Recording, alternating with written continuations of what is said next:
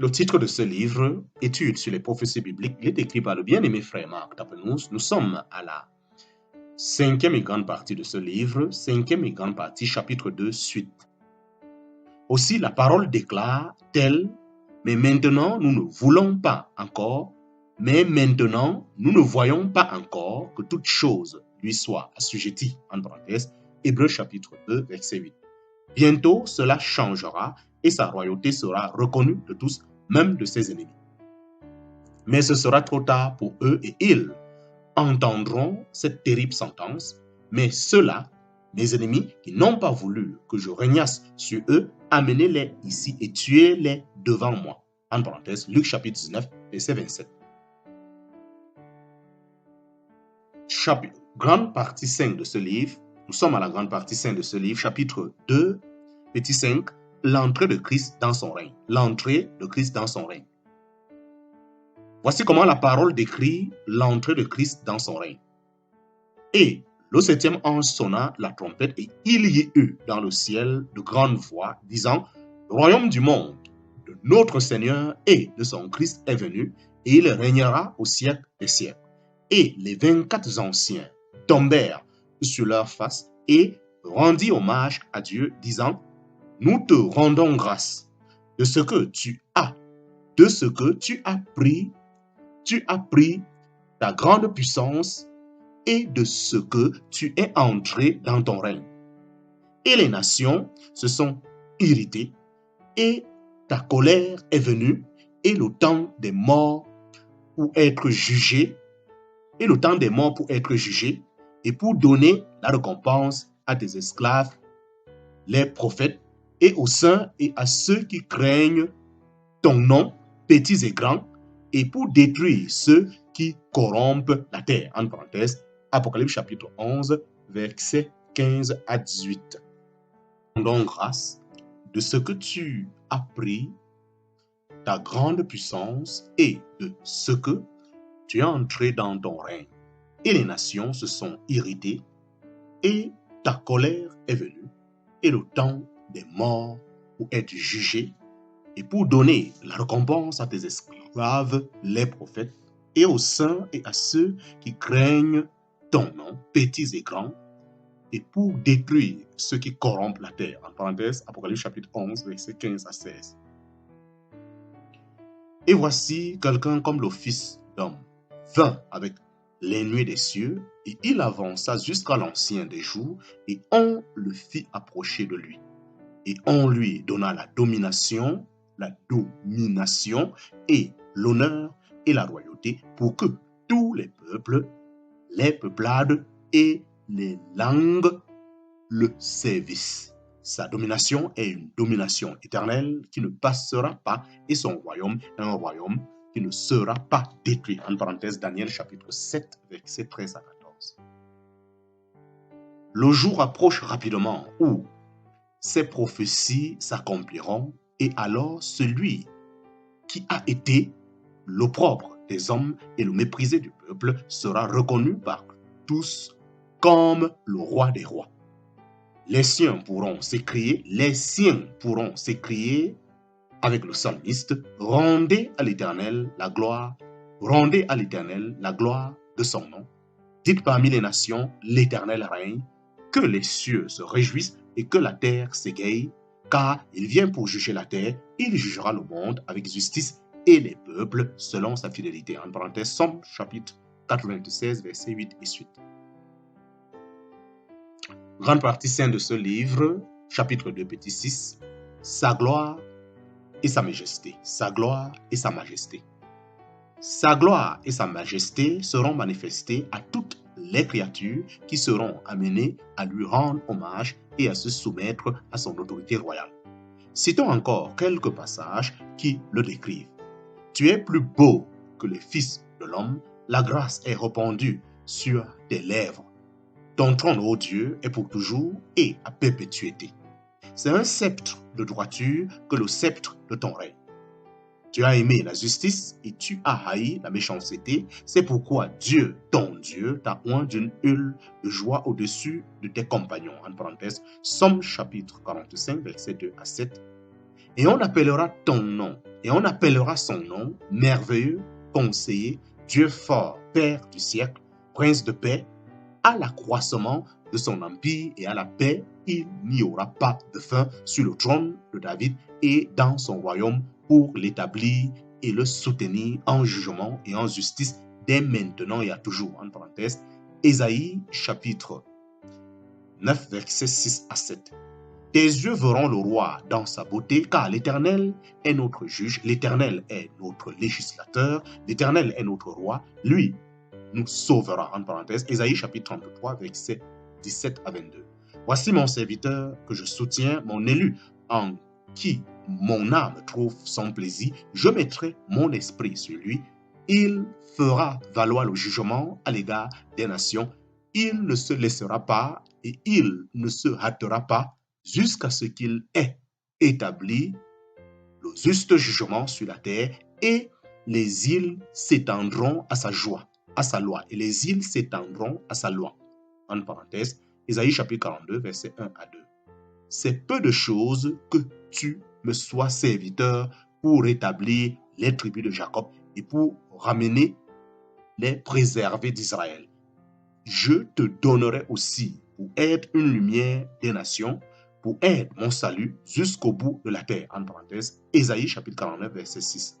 Voici les jours viennent, dit l'Éternel, et je susciterai à David un germe juste, et il régnera en roi et prospérera, et j'exercerai le jugement et la justice dans le pays, et c'est ici le nom dont on l'appellera l'Éternel notre justice, en parenthèse, Jérémie chapitre 23, versets 5 à 6.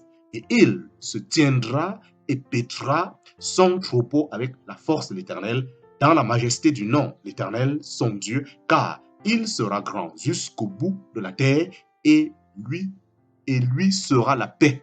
En parenthèse, Michée chapitre 5, verset 4. Et il portera la gloire, et il s'assiera sur son trône, et il sera sacrificateur sur son trône. En parenthèse, Zacharie chapitre 6, verset 13. Réjouis-toi avec transport, fille de Sion, voici ton roi vient à toi, il est juste et ayant le salut, et il annoncera la paix aux nations, et dominera d'une mer à l'autre, et depuis le fleuve jusqu'au bout de la terre. En parenthèse, Zacharie chapitre 9, verset 9 à 10. Et pour vous qui craignez mon nom, se lèvera le soleil de justice, et la guérison sera dans ses ailes. En parenthèse, Malachie chapitre 4, verset 2. Telle est la description que la parole nous donne du roi de gloire, du prince de paix. Considérons maintenant ce que sera son règne. Nous sommes à la fin du chapitre 2. Nous sommes à la fin du chapitre 2 de cette partie, à la fin du chapitre 2 de cette grande partie 5. Chapitre 3 de cette grande partie 5 de ce livre. Chapitre 3, l'instauration du règne. L'instauration du règne.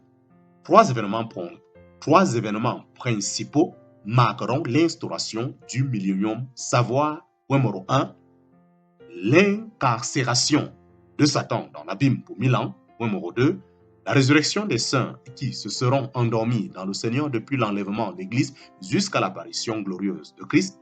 Numéro 3, le jugement des nations vivant par le Seigneur dont nous nous sommes entretenus dans un chapitre précédent. Nous nous bornerons donc à examiner les deux premiers événements. Grande partie 5 de ce livre, chapitre 3, petit 1, chapitre 3, petit 1, Satan lié. Chapitre 3, petit 1, Satan lié. Nous lisons en Apocalypse chapitre 20, et je vis un ange descendant du ciel, ayant la clé de l'abîme et une grande chaîne dans sa main. Et il saisit le dragon, le serpent ancien, qui est le diable et Satan, et le lia pour 1000 ans. Et il le jeta dans l'abîme et l'enferma, et il mit un sceau sur lui, afin qu'il ne séduisit plus les nations, jusqu'à ce que les 1000 ans fussent accomplis. Après cela, il faut qu'il soit délié pour un peu de temps. Apocalypse chapitre 20, versets 1 à 3.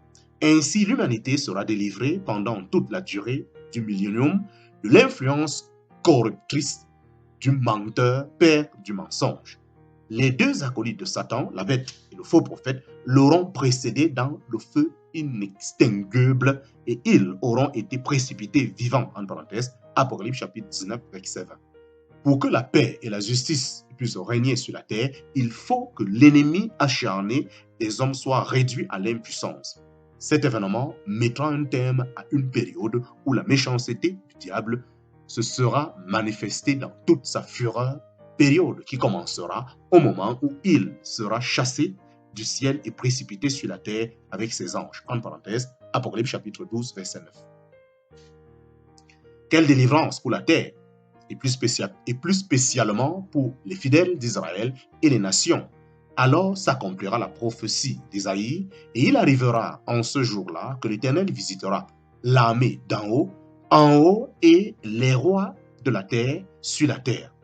Et ils seront assemblés dans la fosse comme on assemble des prisonniers, et ils seront renfermés dans la prison. Et après beaucoup de jours, ils seront visités. Et après beaucoup de jours, ils seront visités. En parenthèse, Isaïe chapitre 24, versets 21 à 22. Les saints sur la terre pourront entonner le cantique de délivrance. Comment l'oppresseur a-t-il cessé? L'Éternel a brisé le bâton des méchants, le sceptre des dominateurs. Celui qui, dans sa fureur, frappait de coups les peuples sans relâche, dominant les nations dans sa colère, est poursuivi sans trêve. Toute la terre est en repos et tranquille. Elle éclate en chant de triomphe. Ton orgueil est descendu dans le Sheol. Comment es-tu tombé des cieux, astre brillant, fils de l'aurore? En parenthèse, Ésaïe chapitre 14, versets 4 et suite. Quel contraste entre le spectacle qu'offrait auparavant la terre, guerre, ruine, larmes, mort, et celle, paix, et cette paix, ces chants de triomphe qui éclateront de la terre entière, soumis à Christ, le roi de gloire, le prince de paix. Grande partie sainte de ce livre, chapitre 3, sous 2, résurrection des martyrs. Résurrection des martyrs.